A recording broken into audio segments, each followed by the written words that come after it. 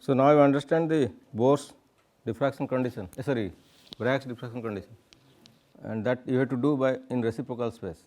Then what do you mean by reciprocal space and why it is required? This space is real or reciprocal in which you are sitting, real space. Why real? In reciprocal space there is no lattice vector, and that is not lattice vector. The lengths are measured. The lengths are measured in length inverse. Vector is there also. Reciprocal space is also associated with vectors, but they are reciprocal lattice vectors. In real space it is real lattice vector, in reciprocal space it is reciprocal lattice vector, because every lattice point in reciprocal space is also represented by some point. They are reciprocal space group. Like real space group, there you will get the reciprocal space group, where the length is measured in the unit of length inverse. That is why it is reciprocal. The space is named reciprocal because the length is used or measured in the unit of length inverse. If you are measuring in real space in angstrom, it will be angstrom inverse, nanometer, nanometer inverse, kilometer, kilometer inverse, whatever it may be, but it should be measured in the unit of length inverse. That space is imaginary of course, but very important for scattering and diffraction. That is why, right. That otherwise you cannot understand what is diffraction and scattering. All the informations are gathered in that space when you are doing some experiment with scattering or diffraction. That means that space is imaginary, although contains all the informations after scattering and diffraction. But to understand the real information, you have to come back to the real space. Then only you can extract information from that reciprocal space in terms of real space. That is the real information. But ultimately it goes to the reciprocal space once it is scattering or diffraction. Right. Then now I am just giving the idea. Suppose let us say there is an electron. Let us take one electron. Right. Now this is a photon, X-ray photon. It goes interact with this electron. Then what will happen there? Scattering. Right. If there is a group, diffraction, usually for single, scattering. Right. So, now let us say I will take an object whose dimension is comparable to the wavelength of the incident photon. Right. Then what will happen here? Let us say I am taking this direction and this is another direction. Right. So, what this vector is? Suppose you know momentum, what is k? 2 pi by lambda, wave vector. So, now it is in which space? Reciprocal space. Right. This is a vector in reciprocal space. So, now what happened in the scattering or diffraction process? The momentum gets transferred. The process scattering means momentum gets transferred, right, and we have to analyze how the momentum and why the momentum is getting transferred by that phenomena which is called as scattering or diffraction. Now, let us say the incident momentum vector is k 0. So, obviously, it is the same direction, but when it scatters, let this vector is represented by k vector, right. Let it goes in that direction with making angle of 2 theta. Right. Then, if I will join this vector, what is this? It is del k vector, which is nothing but equal to k vector minus k naught vector. So, this is called as your q vector, right. That is called as the q vector. So, now tell this vector is in real space or reciprocal space? Obviously. So, the informations that you are collecting are there only in reciprocal space. Once you are telling momentum transfer, obviously it goes to the reciprocal space, never in real space, right, because this is a process in which the momentum of the photon getting transferred to the reciprocal space by the process called as scattering or diffraction. right. So, now generally this q is also sometimes called as the scattering vector. This q is also called as scattering vector. Then now what is this q? From the geometry you can find it out, 4 pi sin theta divided by lambda, right. From this geometry try to derive the relation that q is equal to 4 pi sin theta divided by lambda. Obviously, it is in reciprocal space because the wavelength is in denominator. Numerator has no dimension, no unit, but the denominator has the unit of wavelength. That is why q vector is a vector in reciprocal space in terms of which your atomic structure factor or form factor, whatever it may be after scattering or diffraction process is explained. So, when you are telling the atomic form factor or the you can tell, let us say it is represented as f q. What is this f q? Structure factor relevant to the atoms. Every atom has its own atomic structure factor. All the elements in the periodic table has its own atomic structure factor depending on the electron distribution, right. Distribution of all the elements are different, hence the scattering factor, atomic scattering factor f, function of q, right. F is a function of q, right. Then it is generally expressed as the integration of rho r, then e to the power I q dot r, then d q r. This is the relation for form factor, atomic form factor. So, every individual atom has their own form factors in the periodic table and they are all constant, right, represented in the table, International Union of Crystallographic table. It is available readily, you can see what are the atomic structure factor of which element, they are all different, right, because that depends on what this rho is the space charge distribution, how the electrons are distributed in the space, that is the density, right. Rho is the density, electron density, or you can tell it is the space distribution represented by the function r, distance is represented by r vector, right. Then what this function tells? This function is an exponential function, right, and this is your volume in which the electrons are gathered, right.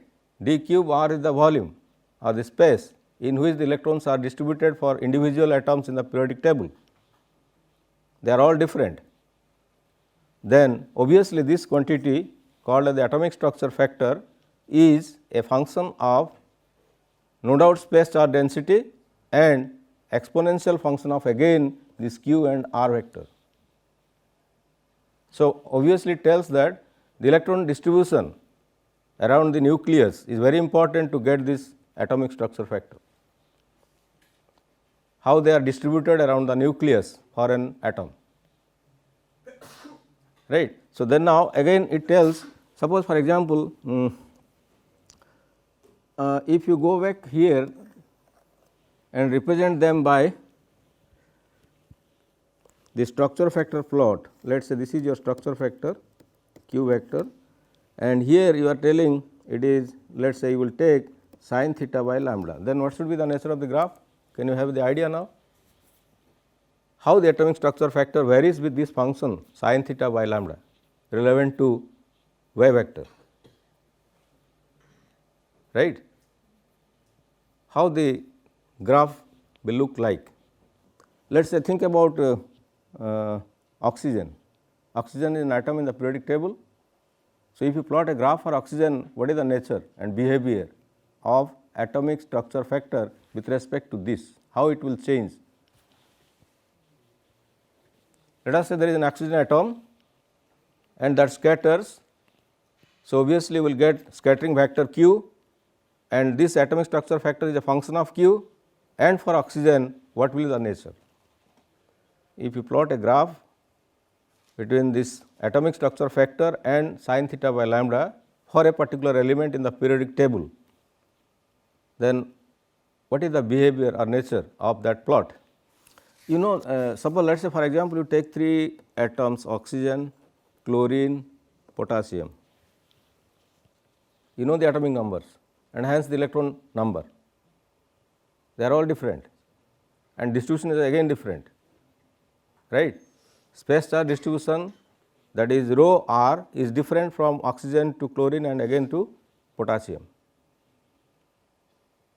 That is why there is an integration. It is integrating over all the electron cloud over the space where you are evaluating the atomic structure factor, right. Then now, how it will look like if you plot the graph for this structure factor versus sin theta by lambda? What should be the behavior and nature?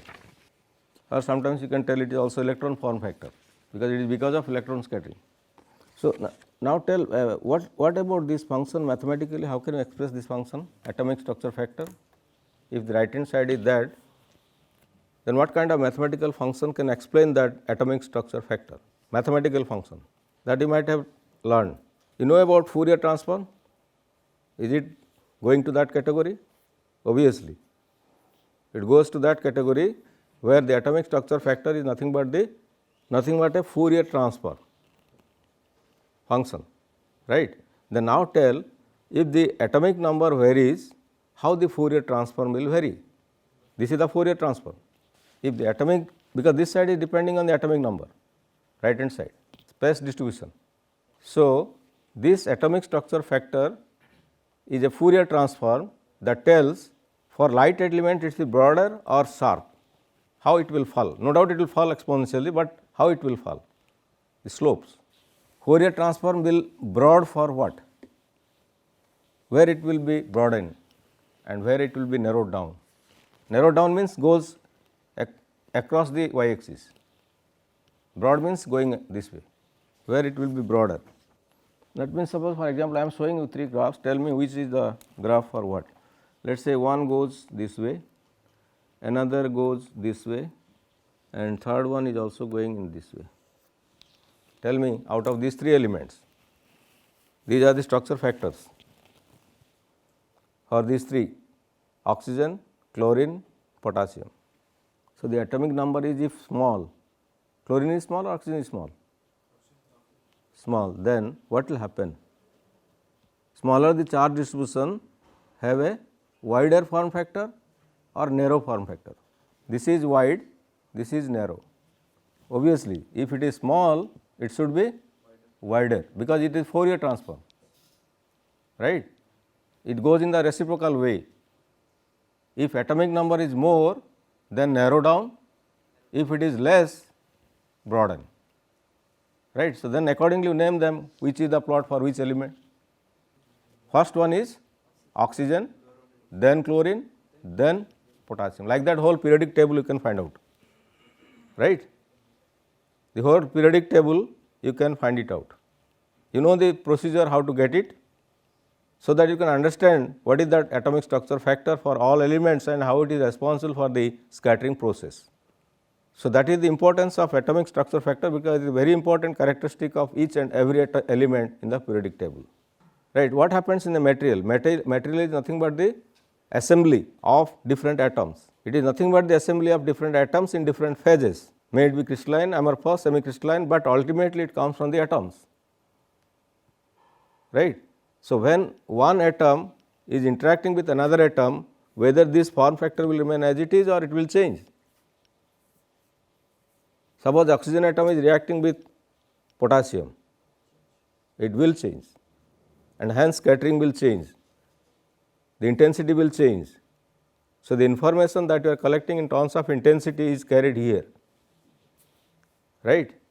It is carried by atomic structure factor, because every individual atom has its atomic structure factor, and depending on its atomic structure factor you can explain the intensity that carries the information about that kind of atom involved, may it be diffraction or scattering. That is why this is very important. Suppose for example, you are telling there is a phase of calcium carbonate. So, what kind of atoms are involved there? Calcium, carbon, oxygen. Phase is calcium, carbon and oxygen. They are interacting with each other to give a phase called as calcium carbonate, right. So, obviously, calcium has different atomic structure factor, carbon has its own structure factor and oxygen is also having their own structure factor. But when they come together as a phase, single phase, ultimately the electronic distribution will modify because of interaction, and that goes for a different kind of atomic structure factor altogether, and that gives an intensity corresponding to that phase, right. That gives an intensity that corresponds to which phase? This phase. So, that is why in this way only phases are analyzed. In this way only you are analyzing the phases in a material. So, all the materials are explained in terms of phases. So, by the structure factor, after interacting with the other atoms together, then that structure factor is explaining the intensity. Hence, intensity carries the information about the elements present in the material. That is the usual process, right. So, now tell whether the intensity is important to understand the structure or not. Obviously, that is why you should be take care of intensity, very careful, right. If the intensity measurement is not proper, you are losing the information about the material. So, the intensity that you are collecting from the scattering or diffraction experiment is very, very important. If it is not collected properly, then you are losing the information about the structure. Structure means atomic level structure, how they are arranged, right. If the arrangement is complicated, it is still complicated intensity, but you have to extract your structure, right. Intensity is very much complicated if the structure is very much complicated, because there are very complex structures like protein, cellulose. These are very simple phases, but there are many complicated phases also. But every complicated phase has its own structure factor, that is called as form factor. Phase goes to form factor, but that form factor is translating as intensity, right. So, the intensity carries the information about the structure or the form factor or the phase, how complex the structure is. So, therefore, that the phase analysis that you will do in XRD or maybe in small angle X-ray scattering are all responsible for this factor, atomic structure factor or form factor. Form factor is for phase, group of atoms, structure factor is for atoms, right. Every atom has its own structure factor. If many atoms together are there, it is a phase, and every phase has its own form factor, and that form factor is translating into intensity that you are measuring, right. So, if the intensity measurement is wrong, then obviously the form factor and hence the structure is lost. You can never get the proper structure. To understand the structure, you are going for scattering and diffraction experiment, but unless you collect the intensity properly, you are losing that kind of information that you need. And that is the reason why all the time, every time, intensity is very, very important in scattering, diffraction, and usually in optics, very, very important, because all the informations in optics are carried in that space, reciprocal space, and representing the atoms, molecules or phases everywhere. In crystallography, these are, that is why very, very important, right. So, now you know, understand what is this q, this is a vector, and you know what is that vector direction. From that diagram you can know what is the direction of that q vector, and hence that is the reciprocal lattice vector, that is in reciprocal space, not in real space, because this diagram I am showing in 2 dimension, but really it is in 3 dimension, it is in 3 dimension. So, scattering process is in general called as the momentum transfer process, remember it, momentum transfer. Whenever there is scattering, there is momentum transfer, and everything is in reciprocal space, right. Everything is in reciprocal space, never in real space. Whatever scattering it may be X-ray scattering, it may be neutron scattering, it may be electron scattering, any scattering process, one scattering, ultimately there is momentum transfer and everything is in reciprocal space, never in real space. And this is a representation for that kind of space, how the momentum gets transferred. Actually, better you write it as unit vector, so to know the direction only, it is unit vector, right. It tells about the direction. Incident photon direction, unit vector means magnitude is 1. I cannot tell you the magnitude exactly, but I can tell the unit vectors, right. So, the direction of the unit vectors are k 0 cap, k cap and del k cap, that tells the direction of the scattering vector q, right. So, this scattering vector q is therefore a function of theta, right. The scattering vector q is a function of theta, because your lambda is constant, all rest things are constant. So, it is a function of sin theta. If theta will vary, sin theta will vary, and hence the scattering vector will also vary. That is why this graph is in terms of sin theta by lambda. So, the scattering or the diffraction process altogether all the time obeys these relations: atomic structure factor, form factor. Forms are for phases, combination of atoms, but atomic structure factor is for the elements. But without element you can never get any phase. So, if you know the element, then only you can understand the phase, and hence the intensity will tell you what kind of phase is present in the system, right. So, now if you tell about the XRD, X-ray diffraction or wide angle X-ray scattering, same thing. When the scattering angle starts from 5 degree onwards, once it is more than 5 degree, it is wide angle X-ray scattering or XRD, X-ray diffraction, right. And there also what kind of plot generally you are getting? You might have seen the XRD plots, right, because it is the signature of characterizing any material. If you want to characterize any material, first thing is you have to go for the XRD to know many informations, whether it is crystalline or amorphous or semi-crystalline, then what kind of crystal structure is there, what is the unit cell, all those informations are there in this XRD. But that XRD is giving direct information or indirect? Indirect, right, because intensity carries the information, intensity is in reciprocal space, right. Intensity carries the information and the intensities are in reciprocal space, but out of that you are collecting the real information about the crystals, if it is a crystalline material. If it is amorphous, again same thing, if it is semi-crystalline, again same thing. So, the informations you are collecting from the intensity distribution, how the intensity gets distributed depending on the material structure. Atomic level structure of the material will explain how what kind of intensity distribution will be there, right.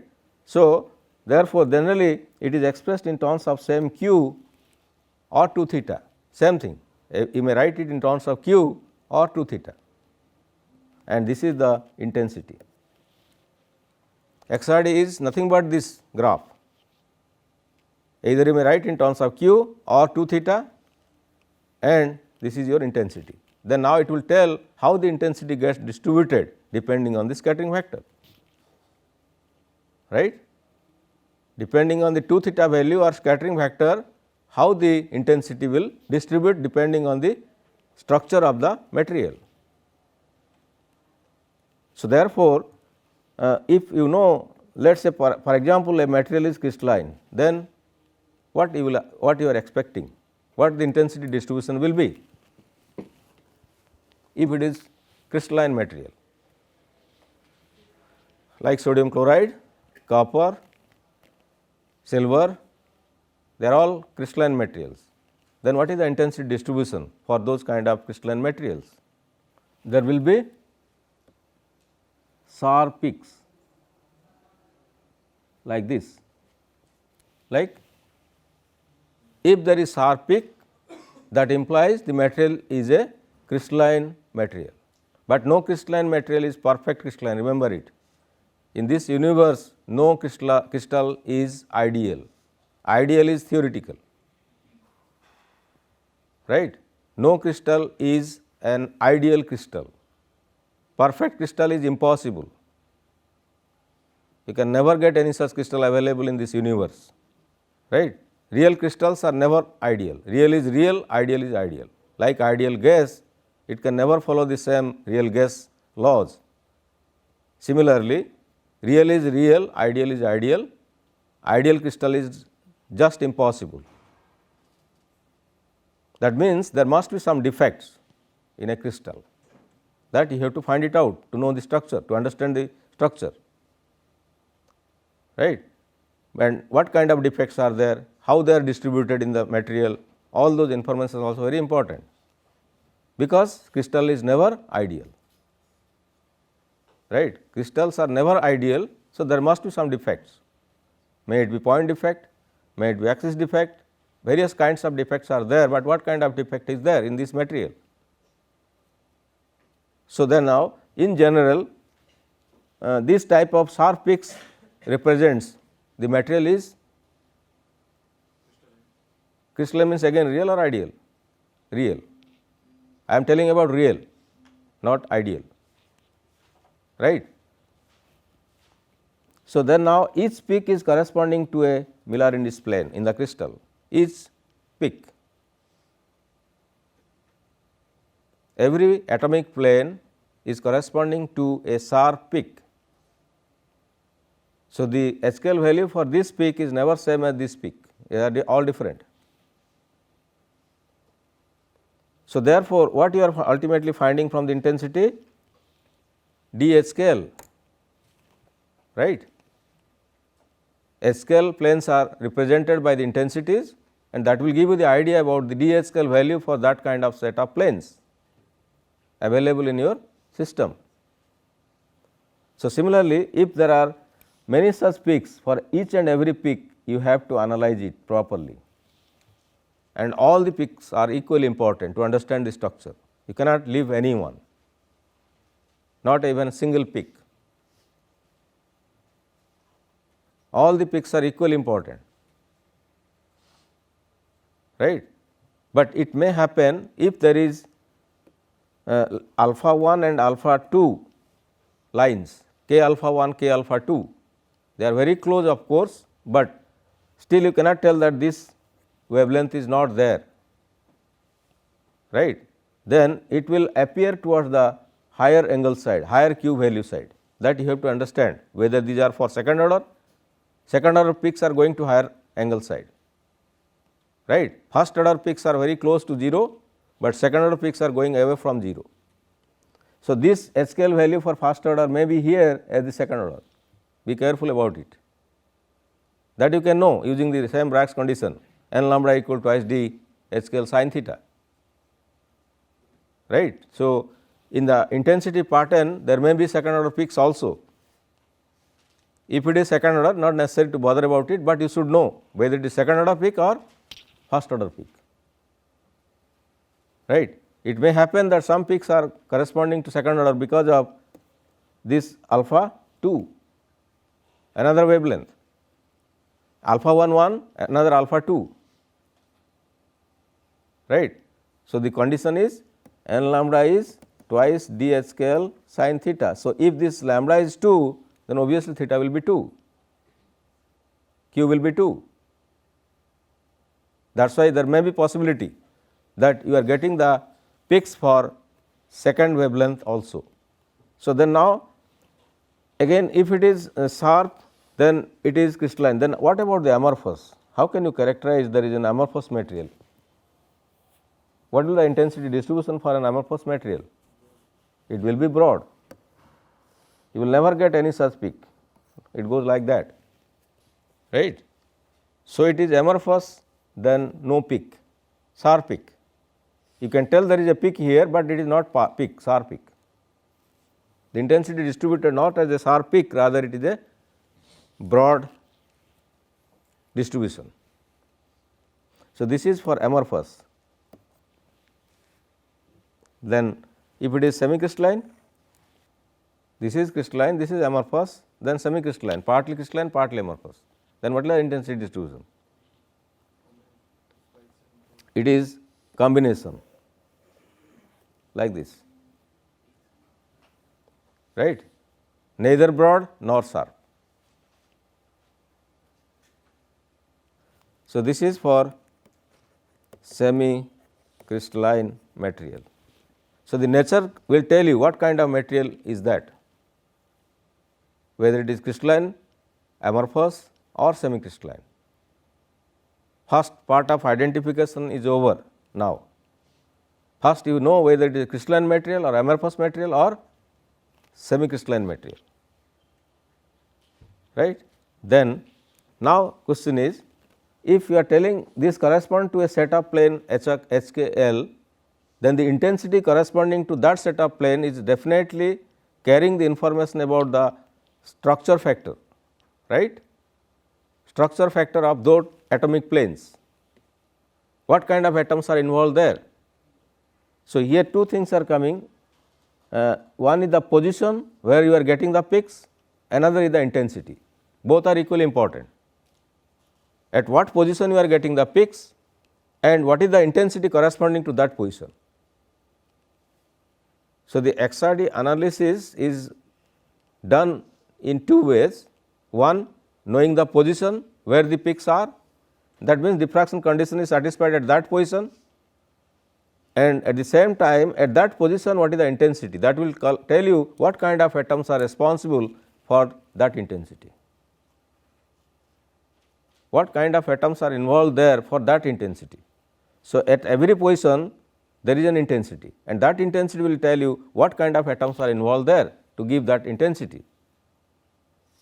So, not only knowing the plane orientation position DHKL value, but at the same time you have to know what kind of atoms are arranged in the crystal, which crystal is at what position.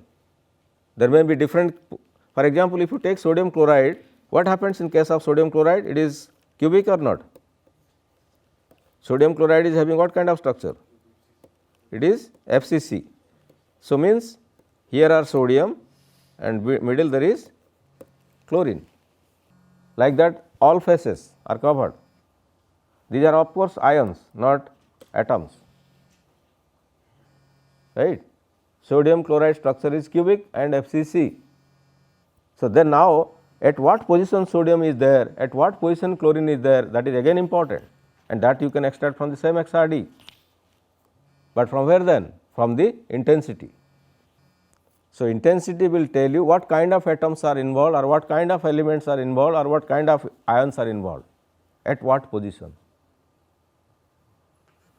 right. So, knowing the atomic arrangement or ionic arrangement, you can now construct your unit cells and hence the crystal. You will get DHKL value, know what kind of elements are present at what position, then you can construct your unit cell to understand the crystal structure. That is the purpose of analyzing XRD. So, once you are analyzing XRD means you are collecting both the information simultaneously, what kind of planes are there and these planes are corresponding to what kind of atoms or elements and what kind of element is present in what place in space. Altogether will give you the idea about the unit cell of that crystal, right. So, then now there are, first thing is the position. Let us say it is generally written in terms of 2 theta also, right. Q is expressed sometimes in 2 theta, same thing, but do not think that 2 theta is in real space, that is why it is in real space. It is all the time in reciprocal space because Q is in reciprocal space, right. Q is in reciprocal space. You can write that, but does not mean that it is in real space. It implies the reciprocal space only, right. So, then now how to analyze this type of XRD plots to collect all those informations. So, the first question is now, if you not giving importance to the intensity, at what position what is the intensity, first you know the positions, right. At what position you are getting the peaks, that is 2 theta values, right. At those 2 theta values you are getting peaks, means that corresponds to a particular set of atomic planes, and all the planes are stacked up, and intensity from one plane is added up, and finally, the intensity goes to very high value, right. Because of Bragg's reflection or diffraction, rather it is reflect. You see, when you are telling reflection, these are the atomic planes, right. So, when it comes interact with this atom diffracts, this atom also diffracts, but at the same time they also follows the laws of reflection. So, sometimes it is also called as Bragg's reflection, but really diffraction, right. I am telling about this angle is branching angle theta, but from the geometry you can also verify that angle of incidence equal to angle of, if you consider this as a reflected ray, but really not reflected, it is diffracted, but it satisfies the condition angle of incidence equal to angle of reflection. If you consider that ray as reflected, suppose there is an atom just like mirror, light comes, reflects. So, for X-ray atomic planes are the mirrors. In that way you can tell angle of incidence also equal to angle of reflection. So, atomic plane is a mirror for X-ray photons. Like visible photons, mirror is there, it reflects, follows the laws of reflection. Similarly, atomic planes are playing the same role as that of a mirror if it is X-ray photon. So, they satisfy the laws of reflection also, hence it is sometimes called as Bragg's reflection, right. So, if many planes are there stacked up, this plane reflects, this plane reflects, this plane reflects, so obviously intensity goes on increasing and increasing depending on how many such planes are there, right. Every parallel plane have same h scale value and many such atomic planes are there one over the other, and every plane is reflecting, right. So, all the planes are reflecting and hence the intensity together is going on adding and adding, finally it gives the intensity corresponding to that set of planes, right. So, then now, so these 2 theta values where the peaks are appeared, right.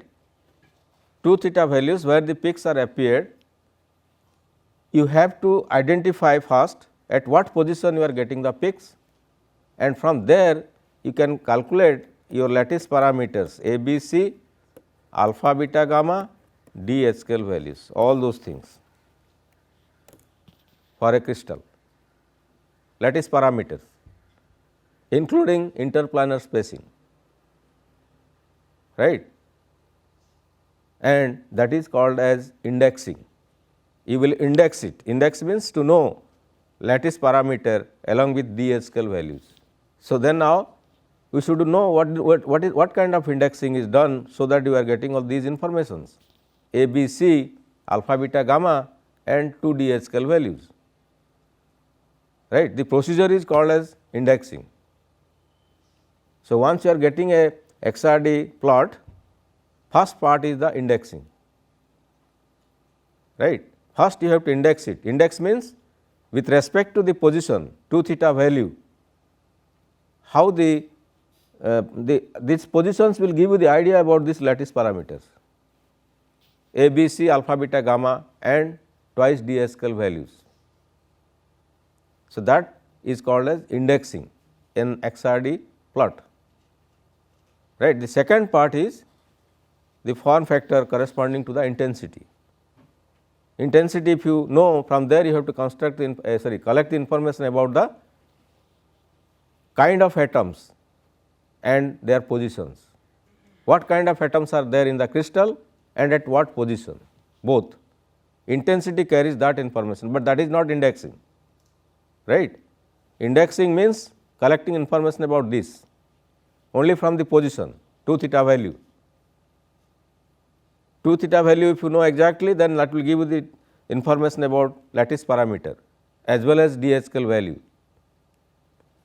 But if you want to know what kind of atoms are there in the crystal, then the intensity will explain at that value what is the intensity. So, the intensity of the peaks will tell you what kind of atoms are involved depending on their atomic structure factor, form factor and what kind of atom at what position. Both are equally important, but they are carrying the information in terms of the intensity. right, in terms of intensity only. But these parameters you can extract from the 2 theta values where you are getting the peaks, that is called as indexing. So, indexing means you have to collect the information about those lattice parameters along with the DH scale values, right. So, of course, there are mainly two methods by which a XRD plot can be indexed, right. The one I will tell you is the mathematical method by which the XRD plot is indexed, right. So, then now for that I am giving you a plot, how it will be indexed, let us learn. I will tell you only this mathematical method. There are two methods, one is analytical, another is mathematical. This is mathematical method I am telling, but you can use both the methods. One is mathematical, another is analytical. Both gives the same result, it should not differ, right. So, I am telling you about an cubic system which is very easy to understand, others are very complicated to understand. So, I am going in terms of cubic system. Then now you know the crystallography tells the relation of this 1 by d square is nothing but equal to s square plus k square plus l square divided by a square. Check it with crystal, cubic crystal. For any cubic crystal that relation must be valid. D means d h scale value, of course, this is d h scale. So, if you recall the Bragg's law, then what is your lambda square?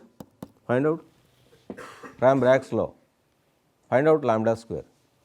Lambda square will be 4 d h scale square, then sin square theta, not sin theta square, just square both the sides, right. So, from this you can get what is sin square theta now, it is lambda square divided by 4 d h scale square, right. So, now you combine these two, there is sin square theta, sorry d square, here is also d square, right. From that you establish a relation between lambda, sin square theta and d. Here is 1 by d h scale square, here is also 1 by d h scale square. So, both are equal. From there you establish a relation between h scale a and sin theta. What is the relation? Sin square theta is equal to lambda square by 4 a square multiplied by s square plus k square plus l square, right. So, now tell what about this quantity, it is constant or not? Lambda is the wavelength, a is the lattice parameter, it is cubic, must constant, right, because cubic system is having a lattice parameter a equal to b equal to c, that is a is taken here, right. So, for a cubic system a is constant, lambda is constant. So, this term is also constant, nothing to do, right. And now, this theta is relevant to this. If h scale are different, theta will be different. So, from one plane to another set of plane if you go, sin theta will be different and hence 2 theta value is different in the intensity plot, you know, right. Therefore, each intensity peak is corresponding to one h scale value, because when h scale value is different, your theta is different and hence 2 theta will be different or q will be different. So, then now, so basically if I will take two angles, let us say sin square theta 1 by sin square theta 2, then what will you get?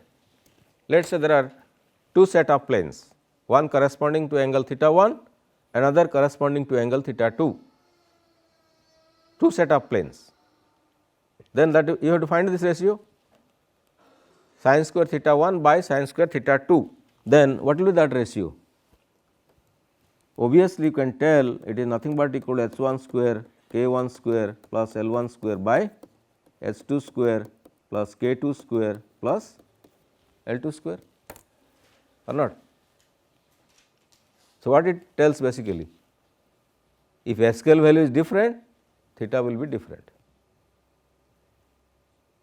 Like that any set of planes may be there and you can find it out from theta 1 and theta 2, that is 2 theta 1, 2 theta 2, right. Therefore, when 2 theta you know, that tells you the idea, gives you idea about what kind of atomic planes are there with Miller indices S k L, right. If SQL is different, 2 theta is obviously different, and that is the plot that you have seen. For every peak there is a SQL value, right. Every peak means 2 theta value, every 2 theta value is corresponding to a SQL value. So, every peak in a XRD plot is responsible for one set of atomic planes. If plane is different, peak position is different, right.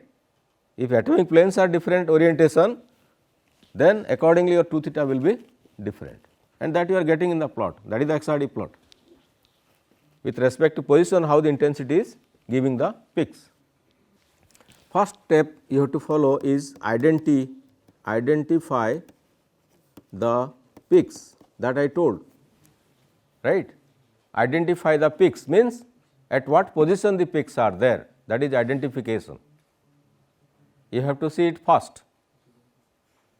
Then the second one is determine sin square theta for each peak, right. For each peak you know theta or 2 theta, then calculate what is sin square theta. Then the third step is calculate the ratio sin square theta by sin square theta minimum. There should be minimum value of 2 theta where there is a peak, right. Then find that ratio sin square theta of that peak divided by sin square theta minimum. When is the minimum first peak is appeared, that is the minimum value of 2 theta, right. Then next step is calculate, select the results that gives to, out of these 3 steps you have to find out what are the values of h square plus k square plus L square, that you have to identify. Out of these 3 first steps you have to find out what is the value of this, but remember it cannot be any other value, it should be an integer, very important. S square plus k square plus L square must be an integer only, all others are prohibited. You cannot take any other values unless it is an integer, right. Then compare the results with the sequence. Now question is s square plus k square plus L square, this gives an integer, and that integer again will tell you what kind of cubic system it is. There is a series. Remember the values are, it goes in this way 1, 2, 3, 4, 5, 6, if it goes like that then it is primitive, right. That series will tell you if this goes in that way it is a primitive. Then if it is 2, 4, 6, 8, 10, then it is body centered BCC. Similarly, if it is 3, 4, 8, 11, 12, then it is FCC. But if it is 3, 8, 11, 16, then it is diamond cubic. Another cubic structure is there, that is diamond cubic. So, now it is indexed, right. So, these are the steps you have to follow to know what kind of unit cell is there. So, remember this series which is very important to understand what kind of unit cells are there. Okay, next class I will go for the indexing rest.